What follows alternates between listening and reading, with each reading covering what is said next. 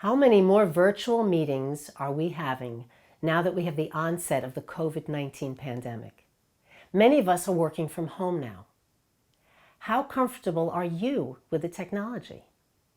I'm Linda Katz-Wilner, founder of Successfully Speaking, and I've been conducting online live training over the past decade to people throughout the United States and around the world. So, I decided to hop on the bandwagon and offer some of my best practices and lessons learned.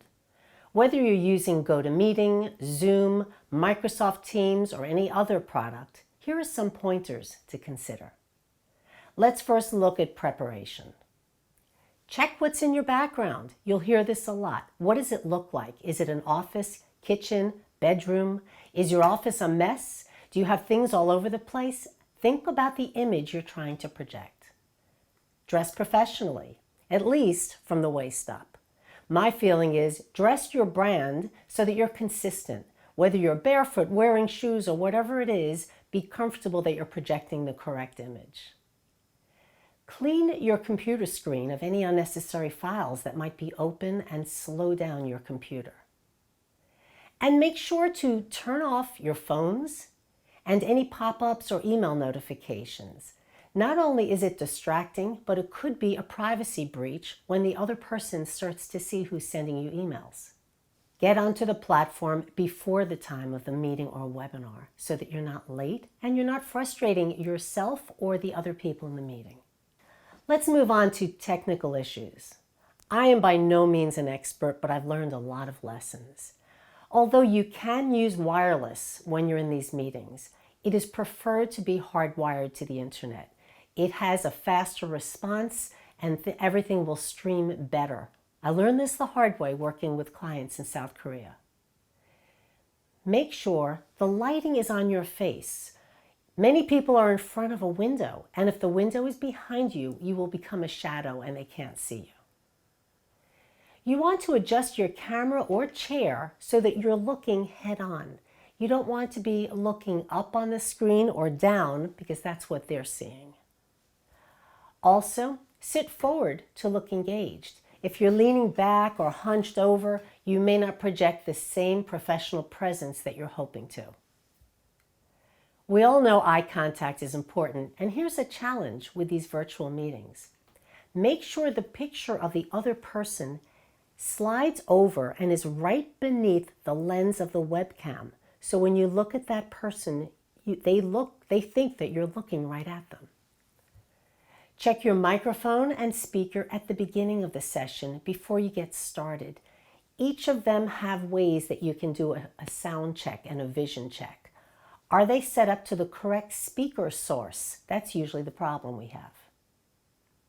If you are hearing an echo while you're in the session or any type of feedback, you want to lower the volume on these speakers, or better yet, put on headsets. And if you can't correct these audiovisual problems, leave the meeting and return, and that sometimes corrects it. Sometimes we might even need to reboot our computer. Now you're conducting a meeting or a webinar. What are some ideas? Set up an agenda ahead of time, just like any other meeting, and send it out to the participants. Be aware in a webinar that if you're talking to the co-host before the start time, people who are entering can hear you. You might want to mute all attendees on arrival or once you start the webinar. Consider whether you want the attendees' videos on. Here are my thoughts. If it's a team meeting, you want to see everybody so you can get some nonverbal feedback when you're speaking with them.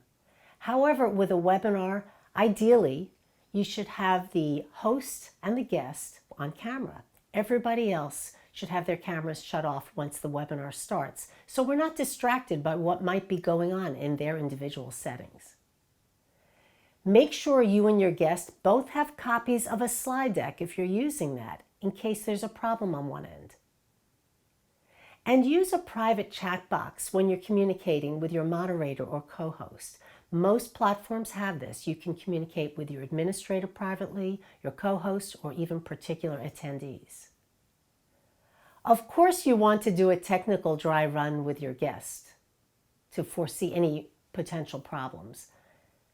And make sure your guest has a backup phone number in case they drop out of the webinar. They can call in and you still can have them presenting. Be ready to mute any late arriving guests. Many times I've heard phones ringing and conversations going on in the middle of a webinar. And to make it easiest, when you're running a webinar, use an administrator or assistant. They can greet the new attendees, they can answer technical questions, and they can ping you when a question comes from the audience so that you can focus on your guest and the actual webinar.